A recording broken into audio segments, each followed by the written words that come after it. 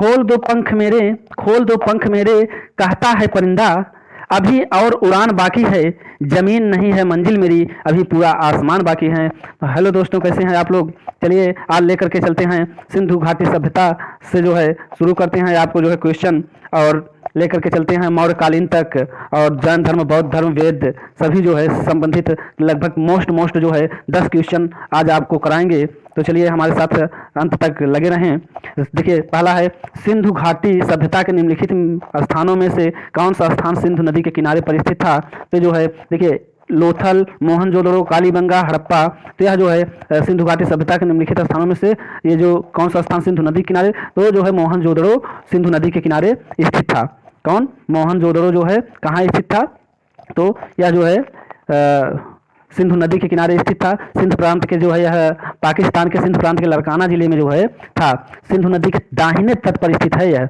यहाँ लगभग प्रत्येक घर में निजी कुएं, स्नानागार और पानी के लिए नालियाँ व्यवस्था थी। अनेक घरों में जो है सारी व्यवस्थाएं थी, शौचालय भी बने हुए थे। यहाँ मतलब एक तरह से कह सकते हैं पूरी विकसित व्यवस्था थी, जैसे आज शहरी व्यवस्था है उस तरह से अब व्यवस्था कह सकते हैं। चलिए अगले क्वेश्चन की तरफ चलते हैं।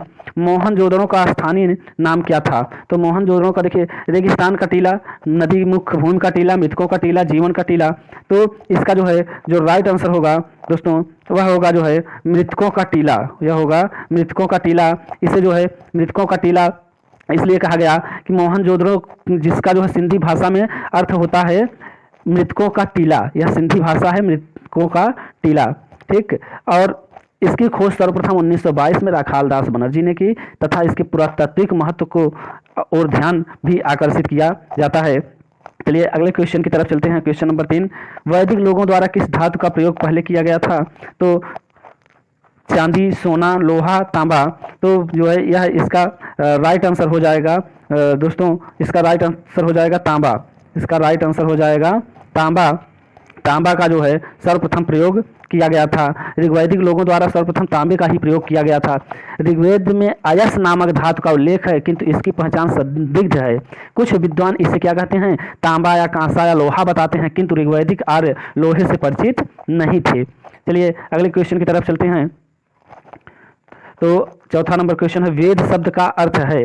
वेद शब्द का अर्थ क्या है? तो इसकी तरफ हम लोग जो है चलते हैं कि वेद ज्ञान से संबंधित है, बुद्धिमत्ता है, कुशलता है, शक्ति है। 4 ऑप्शन हैं, चारों में कौन सा जो है सही है? तो जो है यह है ज्ञान। क्या है यह?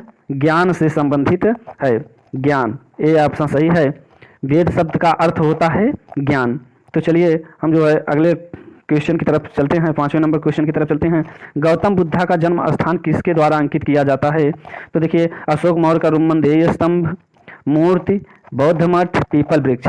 तो जो है उनके जो है अशोक के, यह देखिए ऑप्शन सही हो जाएगा अशोक के रुमनदेही अभिलेख। अशोक के रुमनदेही जो है अभिलेख से जो है यह पता चलता है कि जो है इनका जन्म कहाँ हुआ था? लुम्बिनी ग्राम में जो है हुआ था।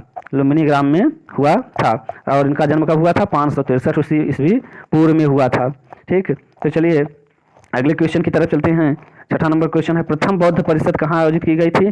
तो ये जो है यह वैशाली, कश्मीर, राजगृह, पाटलिपुत्र, यह चारों स्थानों पर हुआ था।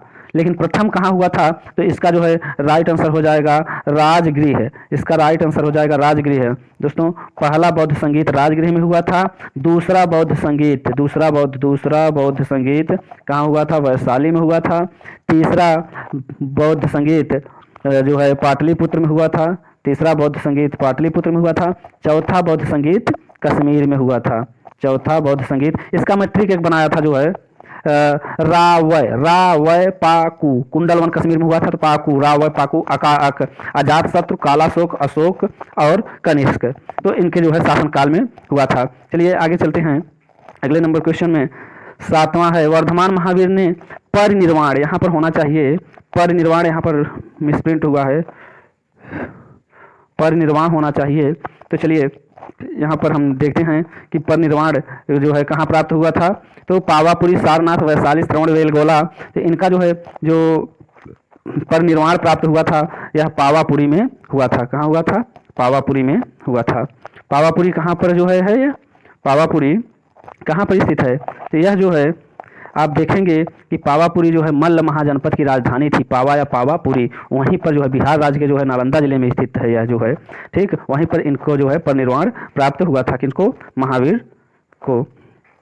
8वें नंबर क्वेश्चन की तरफ चलते हैं। अशोक की प्रशासनिक नीति में भारी परिवर्तन किस घटना से आया? तो देखिए, तीसरी बौद्ध परिषद से, कलिंग के युद्ध से, बौद्ध धर्म को अपनाना, मिशनरी को सिलोन भेजना।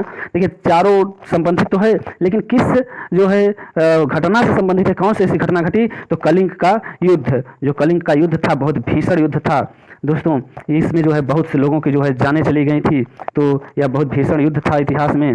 तो इससे उस अशोक का दिल दहल उठा और वह बौद्ध धर्म का अनुयायी हो गया, ठीक, कई नीतियों को जो है परिवर्तन किया और बौद्ध धर्म अनुयायी हुआ, ठीक। अगले क्वेश्चन की तरफ चलते हैं। क्वेश्चन नंबर 9, निम्नलिखित में से वह व्यक्ति कौन है जिसका नाम देवानाम प्रियदर्शी था? मौर्य राजा अशोक, मौर्य राजा चंद्रगुप्त मौर्य, गौतम बुद्ध या भगवान महावीर? तो यह जो है कौन थे? तो यह राइट आंसर हो जाएगा आपका मौर्य राजा अशोक। कौन? मौर्य राजा अशोक।